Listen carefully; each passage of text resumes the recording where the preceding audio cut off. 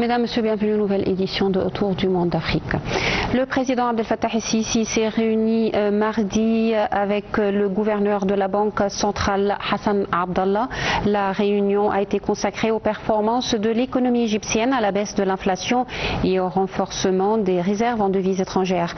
La réunion a également porté sur les répercussions des tensions géopolitiques régionales sur l'inflation, les flux de capitaux et la balance extérieure.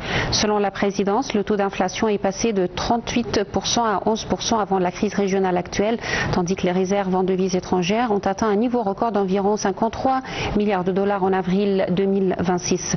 Le gouverneur de la Banque centrale a réaffirmé la poursuite d'une politique de change flexible afin d'absorber les chocs extérieurs. Le président el-Sisi a donné ses directives pour accélérer la durabilité financière, renforcer la discipline budgétaire, améliorer la structure de la dette, soutenir la croissance des réserves en devises étrangères et poursuivre les efforts de maîtrise de l'inflation.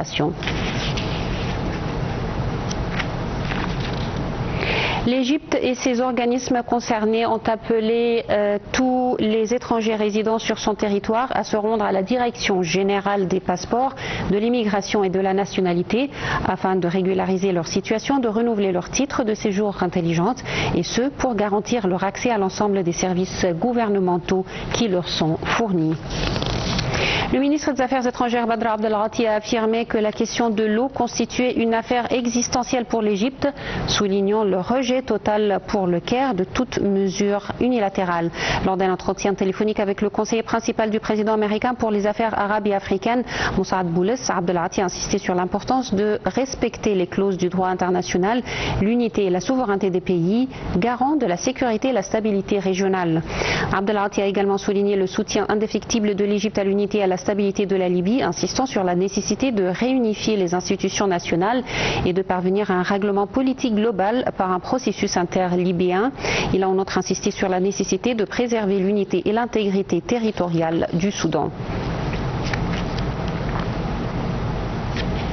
Le Kenya connaît une journée de forte tension sociale marquée par des manifestations et une grève des transports publics contre la flambée des prix du carburant dans un contexte de crise énergétique liée aux tensions au Moyen-Orient. Plus de détails dans ce commentaire. Le Kenya fait face à une vague de colère populaire après une nouvelle hausse des prix des carburants décidée par le gouvernement. Cette augmentation a déclenché une grève massive des transports publics et des manifestations dans plusieurs grandes villes du pays, notamment Nairobi, Mombasa, Nakuru et Eldoret. À Nairobi, la circulation a été fortement perturbée par l'arrêt des matatus, les minibus privés qui assurent l'essentiel du transport public. Des milliers d'habitants ont été contraints de rejoindre leur travail à pied, parfois sur plusieurs kilomètres. Des manifestants ont également bloqué certaines routes principales à l'aide de barricades et de pneus en feu, tandis que les affrontements sporadiques ont opposé protestataires et forces de l'ordre dans plusieurs quartiers.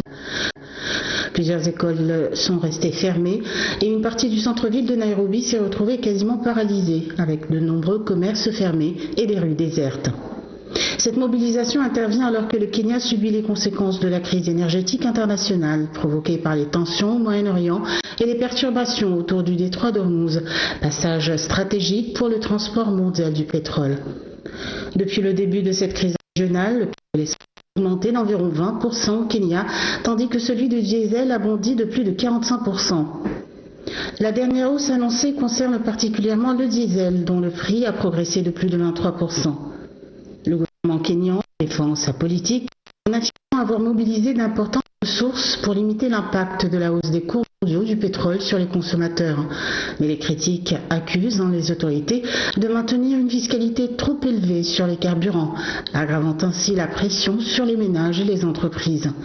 Des économistes estiment que cette flambée des prix menace directement le pouvoir d'achat et risque d'accentuer les difficultés économiques dans un pays déjà confronté à une inflation élevée et à des tensions sociales croissantes.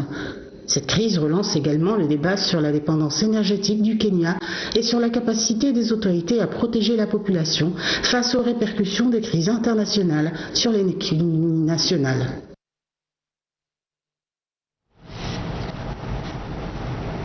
À Moscou, la Russie et la Guinée équatoriale affichent leur volonté de renforcer leur partenariat sécuritaire, militaire et économique. Les détails dans ce commentaire. La Russie poursuit le renforcement de ses relations stratégiques avec plusieurs pays africains, notamment en Afrique centrale. À Moscou, le ministre russe des Affaires étrangères, Sergei Lavrov, a reçu son homologue de la Guinée équatoriale, Simeon Oyono Isonoangé, pour des discussions centrées sur la coopération sécuritaire, militaire et économique entre les deux pays. Au cœur des échanges figurait la coopération militaro-technique. Sergei Lavrov a réaffirmé la disposition de Moscou à répondre aux besoins de la Guinée équatoriale en matière de défense et de sécurité, soulignant l'existence de relations historiques solides entre les deux pays dans ce domaine. La Russie cherche ainsi à consolider son rôle de partenaire sécuritaire majeur pour plusieurs États africains confrontés aux défis du terrorisme, de l'instabilité régionale et des menaces transfrontalières. De son côté, le ministre équato-guinéen des Affaires étrangères a salué le rôle croissant de Moscou dans les questions sécuritaires africaines, notamment au Sahel et en République centrafricaine. Il a estimé que l'implication russe contribue à soutenir la stabilité et la sécurité dans plusieurs régions du continent. Les discussions ont également porté sur le développement des relations économiques et commerciales. Les deux parties souhaitent renforcer les investissements et élargir la coopération dans plusieurs secteurs stratégiques, notamment l'énergie, les ressources minières et les infrastructures. Cette rencontre intervient dans un contexte marqué par l'expansion de la présence russe en Afrique à travers des accords militaires, des partenariats économiques et une coopération diplomatique renforcée avec plusieurs pays africains. Moscou cherche à accroître son influence sur le continent dans un environnement international marqué par une forte concurrence géopolitique.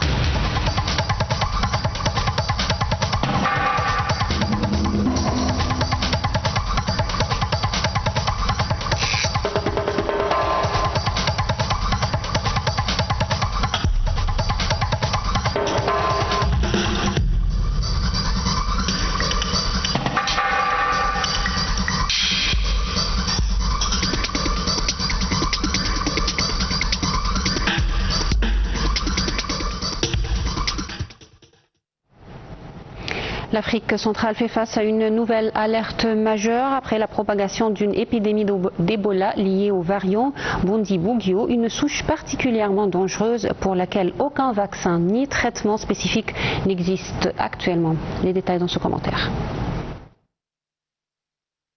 La République démocratique du Congo est confrontée à une nouvelle épidémie d'Ebola qui suscite de fortes inquiétudes sanitaires en Afrique centrale.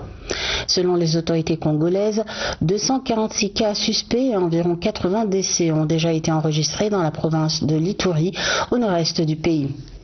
Les analyses de laboratoire ont confirmé la présence du variant Bundibugyo, une souche considérée comme hautement létale pour laquelle aucun vaccin ni traitement spécifique n'est disponible à ce jour. Le ministre congolais de la Santé a averti que le taux de mortalité pourrait atteindre 50%, tout en soulignant que les premiers symptômes ressemblent souvent à une simple fièvre, compliquant ainsi la détection précoce des cas. Le foyer principal de l'épidémie se situe dans l'Ituri, une région frontalière de l'Ouganda et du Soudan du Sud, marquée par d'importants mouvements de population liés aux activités minières et par l'insécurité provoquée par des groupes armés. L'Organisation mondiale de la santé et Africa CDC ont mis en garde contre un risque élevé de propagation régionale, d'autant qu'un décès lié au virus a déjà été signalé en Ouganda. Médecins sans frontières a qualifié la situation de très préoccupante, alors que les difficultés logistiques et sécuritaires compliquent l'acheminement du matériel médical dans cette vaste région. Cette nouvelle flambée constitue le 17e épidémie d'Ebola enregistrée en RDC depuis l'identification du virus en 1976.